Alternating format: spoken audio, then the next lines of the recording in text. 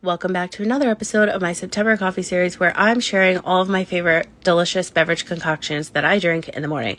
So last week I went to Foxtail Coffee Co. and I brought home one of their cold brews. It was so good. So I had it this week, 10 out of 10.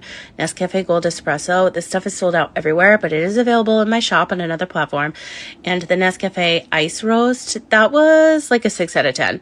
I'm slowly loving it more with a little bit of sweetener. And then the Stoke Espresso Shot. Oh my God, I want to try more of their products because it was really, really good. It had 40 milligrams of caffeine, but stay tuned for more coffee recipes and DIY coffees at home.